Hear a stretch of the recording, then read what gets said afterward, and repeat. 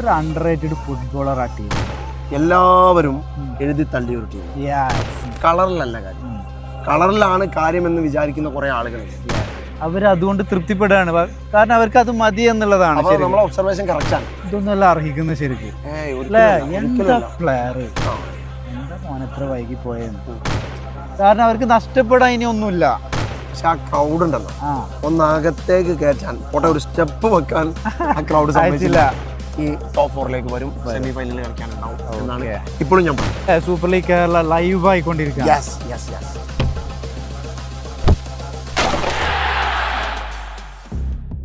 Super ലീഗിന്റെ പന്തളിയിലേക്ക് എല്ലാവർക്കും സ്വാഗതം.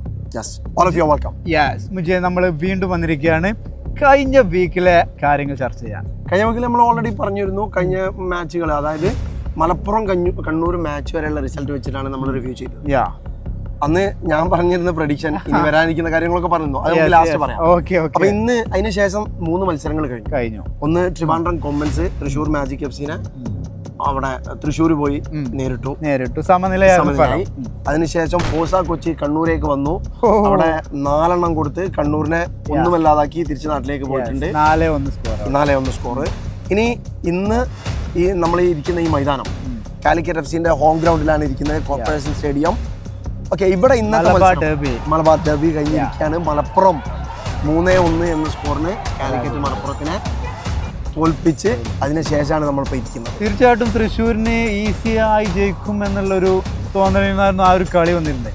പക്ഷേ തിരുവനന്തപുരം ഒട്ടും മോശമല്ല, സ്കോർ 1-1 തൃശ്ശൂരിനെ തളച്ചു എന്നുള്ളതാണ്. അതിലെ ഹൈലൈറ്റ് ആദ്യ 16 മിനിറ്റ് ആയപ്പോഴേക്ക് 2 ഗോൾ, ഒന്നങ്ങോട്ട് അടിക്കുന്നു, ഒന്ന് തിരിച്ചടിക്കുന്നു. ഞാൻ സത്യത്തിൽ എന്നെ ഇൻഡിവിജ്വൽ റിവ്യൂ ചെയ്തപ്പോൾ ഞാൻ അതിനെക്കുറിച്ച് പറഞ്ഞതും അങ്ങനെ തന്നെയാണ്.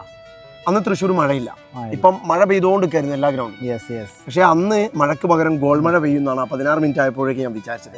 കാരണം അത്ര ഇന്റൻസിറ്റിയിലുള്ള മത്സരം. പിന്നീട് ക്രമേണ മത്സരത്തിന്റെ ഇന്റൻസിറ്റി കുറയുന്നു, 2 ടീമുകളും ഡിഫൻസ് കൂടി കോൺസെൻട്രേറ്റ് ചെയ്തുള്ള കളി കളിക്കുന്നു. പിന്നീട് സെക്കൻഡ് ഹാഫ് കഴിഞ്ഞതിന് ശേഷം സമനിലക്ക് വേണ്ടി കളിക്കുന്ന മാതിരിയാണ് കളി. അതെ, ശരിയാണ് ആ കാര്യം. ഞാൻ കളി കഴിഞ്ഞ് പോസ്റ്റ് മാച്ചിൽ പ്ലേയേഴ്സിനെയും കോച്ചിനെയൊക്കെ വെച്ച് ഇന്റർവ്യൂ ചെയ്തപ്പോൾ ജോപ്പുളഞ്ചേരി സാറൊക്കെ ഭയങ്കര ഹാപ്പിയാണ് ഒരു സമനില. അപ്പൊ ചോദിച്ചപ്പോൾ സമനില മതി, അവരതുകൊണ്ട് തൃപ്തിപ്പെടുകയാണ്, കാരണം അവർക്ക് അത് മതി എന്നുള്ളതാണ്. നമ്മളെ ഒബ്സർവേഷൻ കറക്റ്റ് ആണ്. മാച്ചിനെ പറ്റി എന്റെ ഒബ്സർവേഷൻ കറക്റ്റ് ആണെന്ന് എനിക്ക് പറയുന്നത്. Okay, thank you. അപ്പോൾ എന്തായാലും ആ മത്സരത്തിന്റെ റിസൾട്ട് സ്വാഭാവികമായിട്ടും കൊമ്പൻസിനെ നെഗറ്റീവായിട്ട് ബാധിച്ചില്ല എന്ന് പറയാം. കാരണം ഒരു സമനില എന്ന് പറയുമ്പോൾ ഒരു പോയിന്റെങ്കിലും കിട്ടിയല്ലോ. അതിനുശേഷം ഫോസ കൊച്ചി എല്ലാവരും എഴുതി തള്ളിയ ഒരു ടീം, ഒന്നുമല്ലാത്ത നിലക്ക് കോച്ചിനെ ഒഴിവാക്കിയ ടീം. അവിടെ അസിസ്റ്റന്റ് കോച്ചായിരുന്ന സനൂഷ് രാജിന്റെ കീഴിൽ ടീം കണ്ണൂരേക്ക് വരുന്നു. കണ്ണൂരിലുള്ള മുഴുവൻ ആളുകളും, കണ്ണൂരിന്റെ ആരാധകരും, അതുപോലെ തന്നെ ബാക്കിയുള്ള ടീമുകളുടെ ഒക്കെ ആളുകൾ വിചാരിച്ചത് കണ്ണൂരുകാർക്ക് കൊട്ടാനുള്ള ചെണ്ട കണ്ണൂർ എത്തിയിട്ടുണ്ടെന്നാണ്. പക്ഷേ ആളുകൾ മനസ്സിലാക്കിയെടുത്ത് തെറ്റി.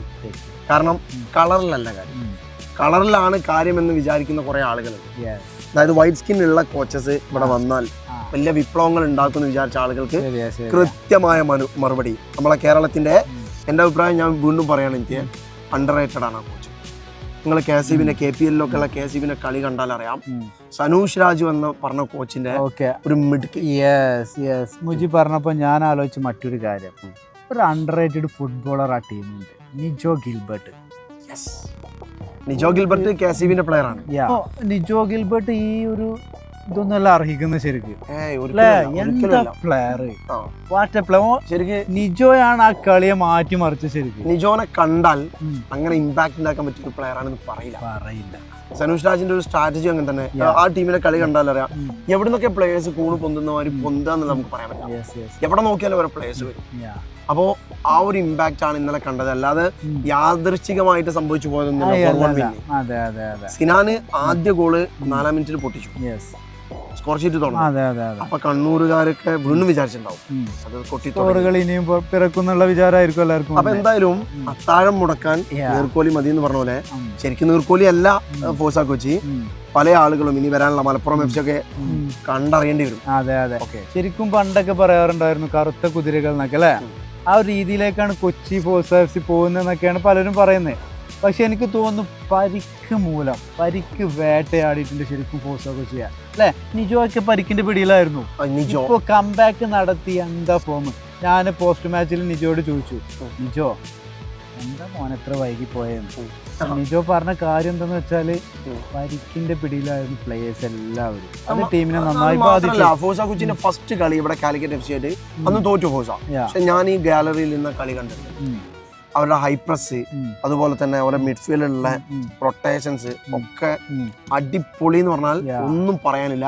മാത്രല്ല ഫോസ കൊച്ചിന്റെ ഏറ്റവും വലിയ അഡ്വാൻറ്റേജ് ആയിട്ട് ഞാൻ കാണുന്ന അവരുടെ മിഡ്ഫീൽഡാണ്. നമ്മളെ വയനാട്ടുകാരൻ ഗിഫ്റ്റി ഗ്രേഷ്യസ് അടക്കമുള്ള നിജോ ഗിൽബർട്ട് ഉള്ള നല്ല ഫോറിനേഴ്സ് ഉള്ള നല്ല കിടിലൻ മിഡ്ഫീൽഡ്. അതിന് വേണ്ട സപ്പോർട്ട് കഴിഞ്ഞ കളിയിലൊക്കെ മുഷറഫ് അടക്കമുള്ള ഡിഫൻസിന്റെ ഭാഗത്ത് കണ്ടു. അപ്പോൾ തീർച്ചയായിട്ടും കൊച്ചി ഫോഴ്സ FC ഇടിക്കാനൊന്നും ഇല്ലാതെയാണ് ഇറങ്ങുന്നതെന്ന് പറയാൻ പറ്റൂല. കാരണം അവർക്ക് ഇനി 2 മത്സരങ്ങളും ജയിച്ചേ മതിയാവൂ. അങ്ങനെ ഞങ്ങൾ ഈ സീസൺ 2 അവസാനിപ്പിക്കും എന്നാണ് നിജോ അടക്കമുള്ള ഫോഴ്സ കൊച്ചി FC താരങ്ങൾ പറയുന്നത്. അത് കനൽ കെട്ടുപോയതാണെന്ന് വിചാരിക്കാൻ പറ്റില്ല. കാരണം അവർക്ക് നഷ്ടപ്പെടാൻ ഇനി ഒന്നുമില്ല. തീർച്ചയായിട്ടും അവർ കളിയിൽ കോൺസെൻട്രേറ്റ് ചെയ്യും. ഇനി മറ്റൊരു കാര്യം പറയാനുള്ളത്, ഇന്നത്തെ മത്സരം കാലിക്കറ്റ് FC മലപ്പുറത്തിനെ 3-1 തോൽപ്പിച്ചു. തോൽപ്പിക്കുക എന്ന് പറയുമ്പോൾ അതിൽ പ്രധാനപ്പെട്ട ഒരു കാര്യം, ഈ നേരത്തെ പറഞ്ഞ ഫോഴ്സ കൊച്ചിയായിട്ട് ഇനി മലപ്പുറത്തിന് ഒരു മത്സരം ബാക്കിയുണ്ട്. അത് മലപ്പുറം വളരെ പ്രഷറിലേക്ക് പോകുന്ന രൂപത്തിലായിരുന്നു. ആ മത്സരം കൂടി പ്രഷറാവുന്ന രൂപത്തിലായിരുന്നു ഇന്നത്തെ മത്സരം. ഇന്ത്യ ഇവിടെ ഡഗ്ഔട്ടിന് അടുത്ത് നിന്ന് കണ്ടു ഗ്രൗണ്ടിന്റെ പല മൂലകളിൽ നിന്ന്. എന്താണ് ഇന്നത്തെ മത്സരം പറയുമ്പോൾ മലബാർ ഡെർബി, അതിൻ്റെ ആവേശം നമ്മൾ ഗ്യാലറിയിലും അതുപോലെ എല്ലാ നാട്ടിലും നമ്മൾ കണ്ടുവരുന്നുണ്ട്. ഇന്ന് ഗ്യാലറിയൊക്കെ നോക്കുന്ന സമയത്ത് തിങ്ങി നിറഞ്ഞ ആരാധകർക്ക് മുന്നിലാണ് മലപ്പുറം FCയും കാലിക്കറ്റ് FCയും ഇറങ്ങിയിട്ടുള്ളത്. നമുക്കറിയാം മലപ്പുറം FCയുടെ കോച്ച് മാറി. ഈ ഒരു സമയത്ത് 2 ദിവസം മുന്നേ ആൾ വിട വാങ്ങിപ്പോയി. അതുപോലെ തന്നെ പുതിയ കോച്ച്, എനിക്ക് തോന്നുന്നു അസിസ്റ്റന്റ് കോച്ചാണ് ഇന്നുണ്ടായിരുന്നത്. തീർച്ചയായിട്ടും ഫസ്റ്റ് ഹാഫിൽ തന്നെ കാലിക്കറ്റ് FC ഗോൾ നേടുന്നു. പെരേരയുടെ അത്യുഗ്രൻ ഗോള്. ഞാനതേ പോസ്റ്റിന്റെ ബാക്കിലുണ്ട്. എങ്ങനെ ഈ ഗോൾ പിറന്നു എന്നാണ് ഞാൻ ആലോചിക്കുന്നത്. എനിക്ക് തോന്നുന്ന മറ്റൊരു കാര്യം എന്താ പറയുക, ഗോൾ കീപ്പറിന്റെ ക്വിക്നെസിന്റെ കുറവ് ഇതിനെ ബാധിച്ചിട്ടുണ്ടോ എന്ന് എൻ്റെ ഒരു തോന്നല്. ഞാനും എൻ്റെ വിലയിരുത്തലും അങ്ങനെ തന്നെയാണ്. അത് എതിർത്ത് ആ ഒരു അഭിപ്രായത്തിനോട് വിയോജിപ്പുള്ള ആളുകൾ ഉണ്ടാവാം. ഒരു 35 യാർഡ് അപ്പുറത്തുനിന്ന് ആ ബോൾ വളരെ കൂളായിട്ട് ട്രാവൽ ചെയ്ത് പോസ്റ്റിന്റെ ഒരു എഡ്ജിലേക്ക് പോകുമ്പോൾ ആ കീപ്പർ അത് ആന്റിസിപ്പേറ്റ് ചെയ്തിട്ടില്ല എന്നുള്ളതാണ്. ഓക്കെ, അതുപോലെ തന്നെ ഫസ്റ്റ് ഹാഫ് കഴിഞ്ഞ് സെക്കൻഡ് ഹാഫിൽ മലപ്പുറം തിരിച്ചടിക്കാണ്. അതും ഒരു ഫ്രീ കിക്കിലൂടെ. കിടിലൻ ഫ്രീ. അതിനെപ്പറ്റിയും അവര് ക്യാപ്റ്റൻ പ്രശാന്ത് പറഞ്ഞത് അനലൈസ് ചെയ്യാൻ മാത്രമുള്ള വിഷയം ഉണ്ട്. അപ്പോൾ കാണികള് ആവേശം കൊണ്ട് ഗ്യാലറി ഇന്നത്തെ കളി കാലിക്കറ്റ് ജയിക്കണം എന്ന് മലപ്പുറക്കാർ പോലും വിചാരിച്ചിട്ടുണ്ടാവും ചിലപ്പോൾ ഇവിടെ വന്ന സ്ഥിതി. കാരണം അത്രമാത്രം സപ്പോർട്ടാണ് ക്രൗഡിന്റെ ഭാഗത്തുണ്ടായിരുന്നത്. മലപ്പുറം FCക്കും കിടിലൻ സപ്പോർട്ടായിരുന്നു. മൊത്തം മലപ്പുറം. സത്യസന്ധമായിട്ട് പറഞ്ഞാല് ഞാൻ ഇന്ന് ഫാൻസിന്റെ കൂടെ ഇന്ന് കളി കാണാൻ വേണ്ടിട്ട് ആ ഗേറ്റ് നമ്പർ 17 പോയി നിന്നതാണ്. പക്ഷെ ആ ക്രൗഡ് ഉണ്ടല്ലോ, ഒന്നകത്തേക്ക് കയറ്റാൻ ഒരു സ്റ്റെപ്പ് വെക്കാൻ ആ ക്രൗഡ് സമ്മതിച്ചില്ല. അവസാനം ഞാൻ കീഴടങ്ങിയിട്ടാണ് VIP വന്നിട്ട്. ഇന്നത്തെ മത്സരം ഏകപക്ഷീയമായ ഒരു വിജയം കാലിക്കറ്റ് കൊണ്ടുപോകുമെന്ന് ഞാൻ വിചാരിച്ചിരുന്നില്ല.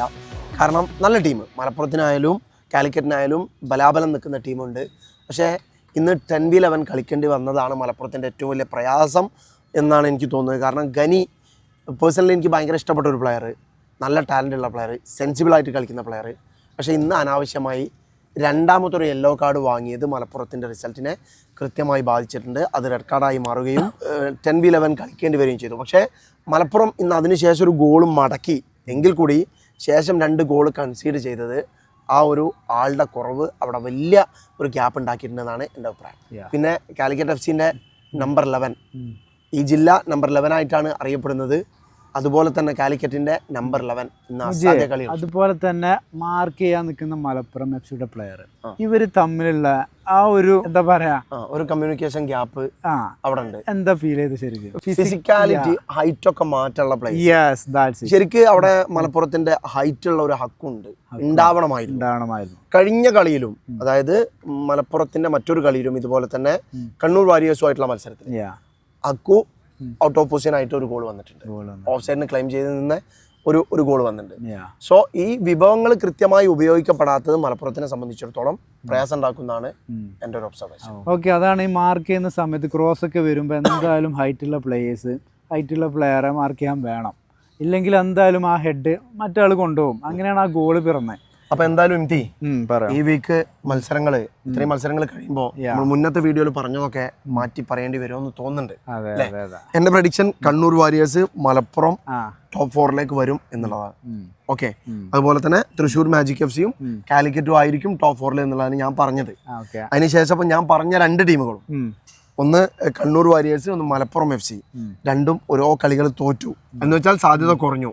സ്റ്റിൽ ഞാൻ പറയുന്നു കണ്ണൂർ വാരിയേഴ്സ് ഈ ടോപ്പ് 4 വരും, സെമി ഫൈനലിൽ കളിക്കാനുണ്ടാവും എന്നാണ് ഇപ്പോഴും ഞാൻ പറയുന്നത്. ഓക്കെ, എന്റെ പ്രഡിക്ഷനും ഒരു മാറ്റമില്ല.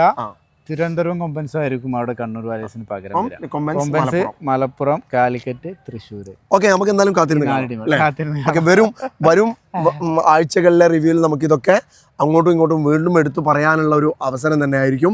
എന്തായാലും whatever it is, football ഫാൻസിനെ സംബന്ധിച്ചിടത്തോളം SLK എൻഡിലേക്ക് പോയിക്കൊണ്ടിരിക്കുന്നതിനനുസരിച്ച് അതിന്റെ ഒരു ത്രില്ല് മൂർധന്യാവസ്ഥയിലേക്ക് പോയിക്കൊണ്ടിരിക്കുകയാണ്. അതാണ് ഇതിൽ ഏറ്റവും സന്തോഷം.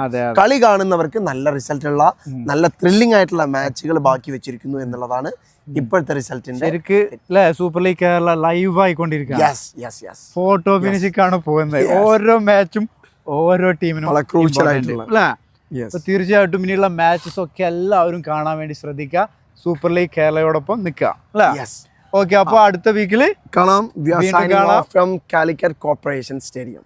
പന്തളിയുമായിട്ട് വീണ്ടും കാണാം അല്ലേ? Okay, by.